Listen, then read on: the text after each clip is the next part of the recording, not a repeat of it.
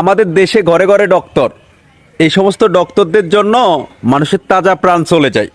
আজকে আমার এই পুরো ভিডিওটা দেখেন যে আমাদের দেশে এই ডক্টরদের জন্য কেন তাজা প্রাণগুলো দিনের পর দিন চলে যায়।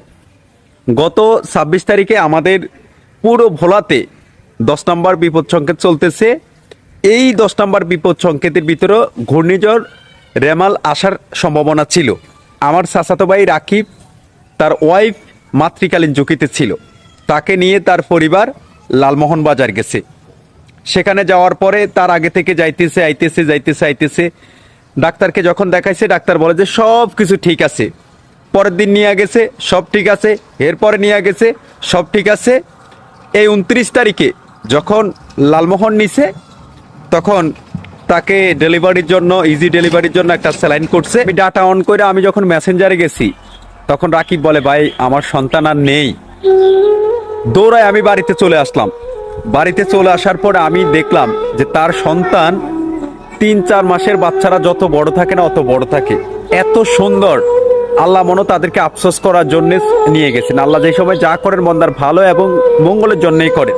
আমার প্রশ্ন হচ্ছে, লালমোহন বাজার যদি কোনো, যেমন ধরেন আলট্রাসোনোগ্রাফার করুক, যা করুক না কেন, ব্লাড টেস্ট করুক, আপনার প্রস্রাব টেস্ট করুক, পায়খানা টেস্ট করুক, যা কিছু চেকিং করেন না কেন, এই রিপোর্টটা যদি বলাতে যায়, বলাতে আর ওই রিপোর্ট আর আপনার কাজে আসবে না।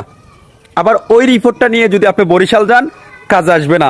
বরিশাল থেকে যদি আবার ঢাকা যান, ওই রিপোর্ট আর কাজে আসবে না। এতগুলো যে ডক্টর, ওরা কি খায়?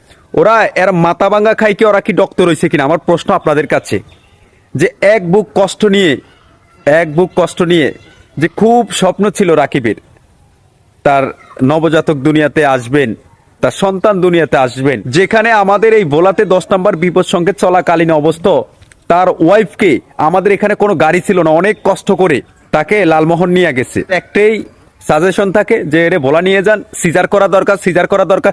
আরে ভাই, সিজার করলে আপনাদেরকে কত টাকা করে কমিশন দিবে? হ্যাঁ, আপনারা সামান্য 1-2 হাজার টাকা কমিশন খাওয়ার জন্য সুস্থ সবল মানুষগুলোকে কেন অসুস্থ করে দিতেছেন?